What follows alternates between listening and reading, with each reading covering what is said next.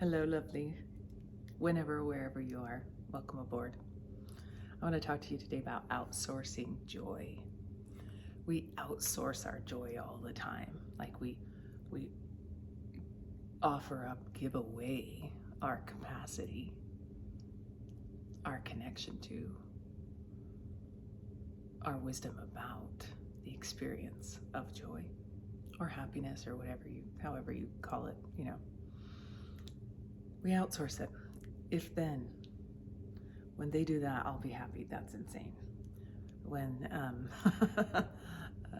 when I get that, I'll be happy. That's insane, right? It's always like outside. When the weather changes, I'll be happy. When this happens, I'll be right. We're really good at that as humans. But at some point, your practice, your awakening and insights hit this figure ground reversal where it's like you realize over and over and over,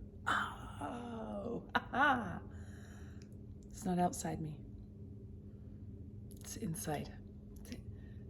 Joy is a conduit I can be open to when my mind is not in the way, when my mind is not outside, when I'm not seeking, right? When I am in my own business, as Byron Katie says, or, my own side of the street's clean, or I'm aware in my sensory system, there's deep sensory clarity, right? I start to learn, I'm in that moment of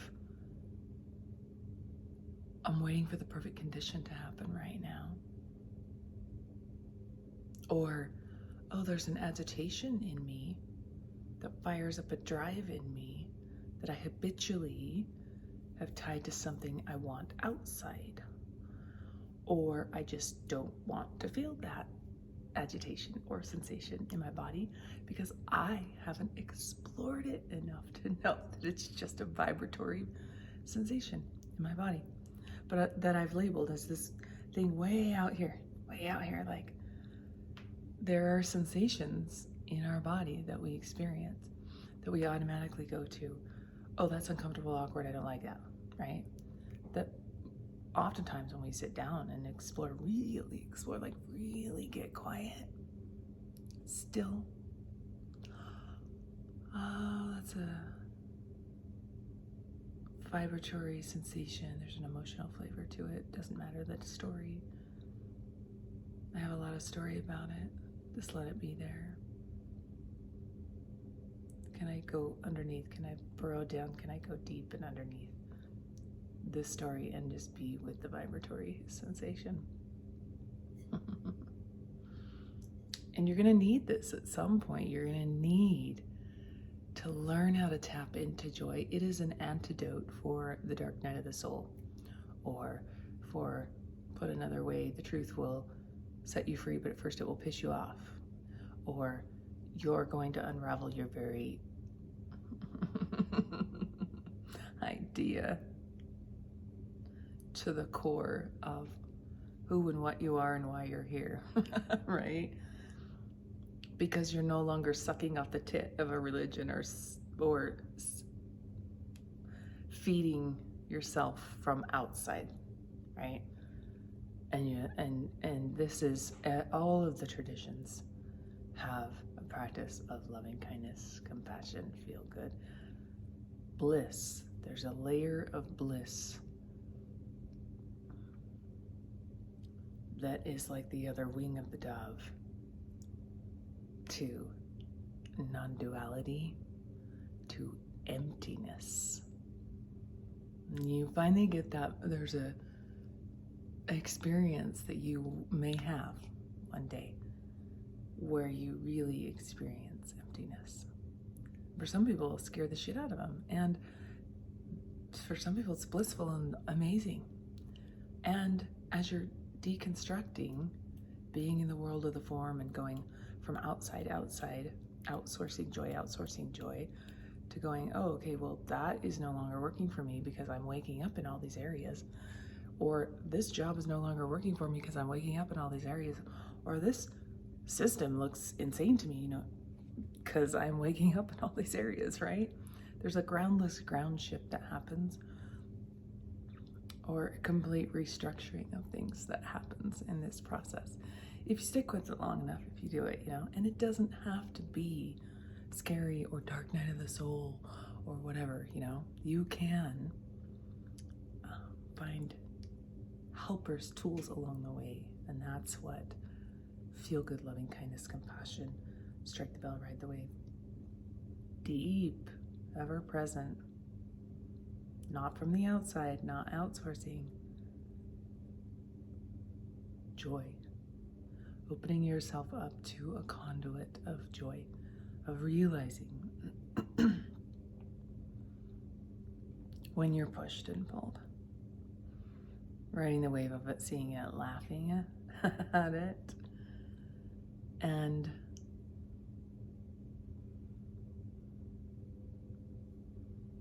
then there's this ever-present absolute. I talked to you guys about absolute versus relative, right? Relative's kind of in the now, on the surface, relative to this moment. Absolute is deeper, subtler, always, always, always. Always, no matter what. No matter cancer, no matter death, no matter shitstorm, pandemic, no matter what, right? That's happiness, independent of conditions, not outsourcing, right?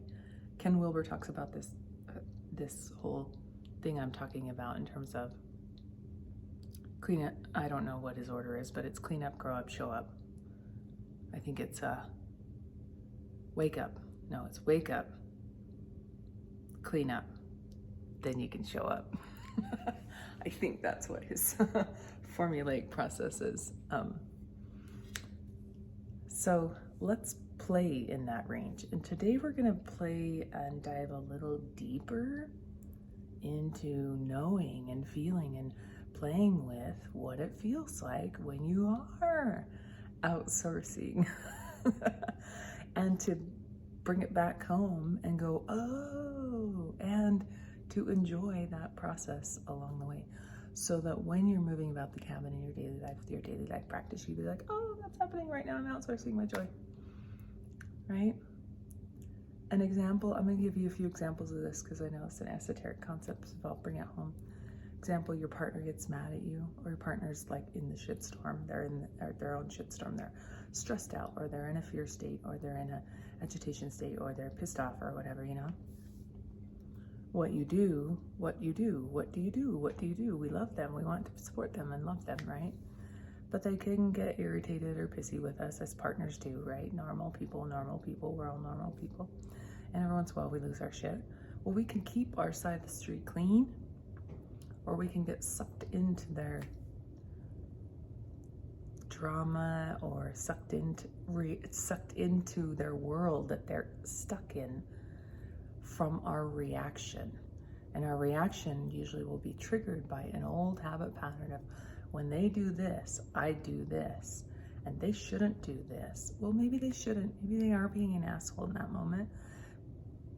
But we don't have to react, because then, remember I tell you about suffering? I love Shinzen's formula of suffering. It's like pain, or pain in the ass partner. In that moment, we love them, but they're stuck in the thick of it. Times our resistance, like, fuck this, they shouldn't, is suffering, times suffering, right? Instead of, I think this is where that old saying, turn the other cheek, came from. It's not turn the other cheek so you can get slapped, duh. It's like, turn the other cheek and look and be like, my partner's in the thick of it. Can I first hold space for myself so I don't get sucked into the thick of it, or react to them, or say something with my sharp, bitty tongue, or just feel icky inside? That feels icky inside. Can I hold a space of loving kindness, compassion for myself, and just be like, my partner's having a bad day. Shit happens. And then when you keep your side of the street clean, you have the capacity to hold space for your partner. I love you, honey. I know you're in, something's going on. How can I support you? Like, or you just do something kind. You don't just offer them a kindness, an ear to listen, or some way to be with them in their space until they come out of it. Right? And you don't do it in a judgy dick way. Like you always, right? That's you biting in. That's you reacting. But it's just like, no, they're going to say some things. And I'm not saying stay for the abuse and it's, you know, be physically abused, emotionally abused, like use your common sense. You're a smart human being. Right? Just be like, I know you're in a bad space, honey. I'm going to go take a walk. I love you. If there's anything I do when I come back to support you, you know, or do you need some space? I know what it feels like. I know what it feels like to be gripped, grasped by, held by that strong emotion or reaction or shittiness or pissiness or fear or whatever it is, right? That's how we really, came across a post yesterday about we're reparenting ourselves and reparenting our partners in terms of attachment styles. It's recognizing, and you have the conversations. I have a tendency to do this. I have an attachment style like this. This is where I came from. This isn't who I am. This is the habit patterns I'm going through. So when I'm in the thick of it and when I'm all up in my shit and I'm in a tizzy, you know to hold space for them, right? You know, oh, that thing has been fired up. The engine's been fired up for that, right? And then you learn and grow. Because until you get to that point where you recognize, and this happens 100 times a day or 10 times a week or, you know, whatever. This happens over and over and over and over and over in every human being and in every relationship and every interaction. It could be with your boss. It could be with your lover. It could be with your kid. It could be with any other human being. You'll notice these habit patterns. You stick around long enough. Usually it's family ones, right? Then these come up and you have to get there first. You're never going to pontificate all you want in therapy or do whatever and talk about it and story, but you're never going to get there until you have these insights, glimpses, realizations. Oh, I'm right in the thick of it right now. And eventually it happens easier and easier. And then you know, oh, I'm in the thick of it. And then suddenly it just dissipates. It purifies out. You let it go. You're no longer clinging to that energy. And it's just like, oh, that's silly. Or it's like, oh, I'm in the thick of it. I'm going to hang on to this. But what can I learn? This is a great opportunity. The mind has wandered away moment. Insight moment. What can I learn about this habit pattern? Slow down, concentrate, sensory clarity. Oh, it usually starts here. It feels here in my body. Notice, observe, be with it. Right? Hold space for yourself. So let's explore kind of doing that. I'm going to poke the bear. I'm going to give you some trigger practice, evoking practice, if you don't like that word, trigger, where we actually like strike the bell and ride the wave of this sensation in our body in a way that is like a controlled environment setting, right? Where we can still feel the stickiness of it, but we're not in the sticky. We have a container space knowing that we're safe and held here. So that will be the next video that pops up right here, this practice. Thanks for joining me and have a great day.